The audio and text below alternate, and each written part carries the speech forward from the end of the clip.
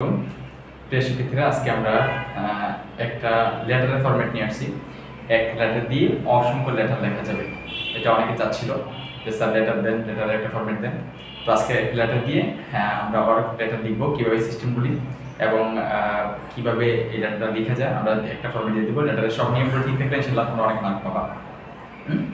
তো এই লেটার দিয়ে সাধারণত কোন লেটার লেখা যাবে, একদম আমি আশা করি সমস্ত লেটারে লেখা যাবে। জাস্ট যেখানে একটা লাইন ফাঁকা থাকবে বা একটা ড্যাশ থাকবে, ড্যাশের জায়গায় সেটি যে লেটার যে সম্পর্কে লেটারটা আসছে এই লেটারটা লিখে দিলেই তোমরা পূর্ণাঙ্গ লেটারটা হয়ে যাবে। এবং নিয়মগুলো সব ঠিক থাকলে, লেখার মাঝখানে সব ঠিক থাকলে, খামখেতে সব ঠিক থাকলে ইনশাল্লাহ আশা করি পুরো মার্ক পেয়ে যাবো। তো আমরা শুরু করি। আমরা শুরু করতে পারি লেটারটা যে একটা ফরম্যাট, এই ফরম্যাট দিয়ে আমরা যে লেটারে আসো ইনশাল্লাহ এই লেটারে লিখতে পারবো।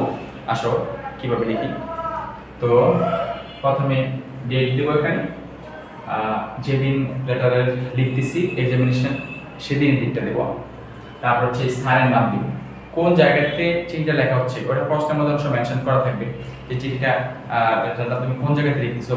তোমার অ্যাড্রেস দিয়ে দিবে, যে সাপোজ ইউআর ড্যাশ, তোমার নাম দেওয়া থাকবে, ইউআর কোথায় আসো তুমি, বা কোন স্কুলে বা কোথায় কোন এলাকায়, কোন গ্রামে বা কোথায় কোন দেশে, তো ওই জায়গার নাম দিবা।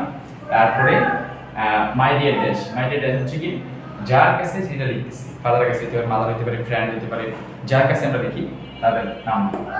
At first take my salam and cordial love. Hope that you are very well by the grace of Almighty Allah. I received your letter yesterday. By reading your letter, I came to know that you wanted to know about dash.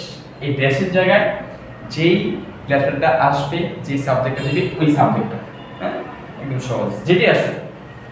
So I am writing about it, so I am writing you about it, সুতরাং আমি তোমাকে ওই সম্পর্কে লিখতেছি dash. এখন এই ড্যাশের জায়গায় যদি গুড সাইড আসে তাহলে ওই গুড সাইড সম্পর্কে এক লাইন দুই line, it is importance, it is our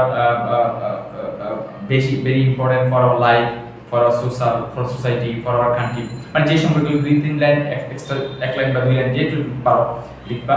R bad side হলে তাহলে it is very bad and it is very it is so much avoidable, মানে এরকম একটা লাইন বা দুই তিনটা লাইন খারাপ বা ব্যাড সম্পর্কে দুই একটা লাইন লিখে দিবা, লিখে দিয়ে শেষ করে দিবা। হ্যাঁ, ইনশাআল্লাহ আশা করি এর বেশি হয়ে যাবে। তারপরে নো মোর টুডে, আজ আর নয়, আই এম কোয়াইট ওয়েল, আমি খুবই ভালো।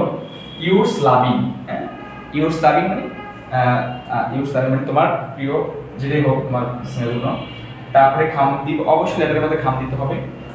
বাম পাশে ফ্রম, ডান পাশে টু, টু এর উপরে এখানে স্টাম্প লিখতে হবে।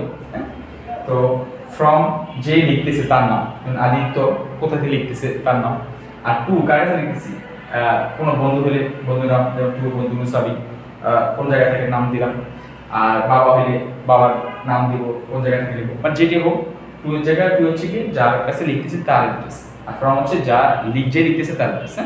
তো আশা করি ইনশাআল্লাহ এটা যদি সবাই লিখতে পারো, এক পৃষ্ঠা বা দেড় পৃষ্ঠা হয়ে যাবে। একটু বাড়ায় বাড়া দিয়ে একটা লাইন অ্যাড করতে পারে, দেড় পৃষ্ঠা হয়ে গেলে কাপটাম সব তো ফাঁকা ফাঁকা ফটোফটো লিখলে ইনশাআল্লাহ দেড় পৃষ্ঠা হয়ে যাবে, খুব ভালো একটা মার্ক পাবো। নিয়মগুলো সব ঠিক থাকলে অবশ্যই ভালো হবে। তো সবাই আমাকে কমেন্ট করে জানাবা কিরকম লাগতেছে, অথবা কতটুকু উপকৃত হচ্ছে কিনা, এবং অন্য কারোর কোনো কিছু প্রয়োজন হলে সেখানে জানাবা। হ্যাঁ, আশা করি সবাই ইনশাআল্লাহ আমার চ্যানেলে আমার সাথে থাকবা। নেক্সট আবার অন্য কোনো ভিডিও নিয়ে আসবো। আসসালাম।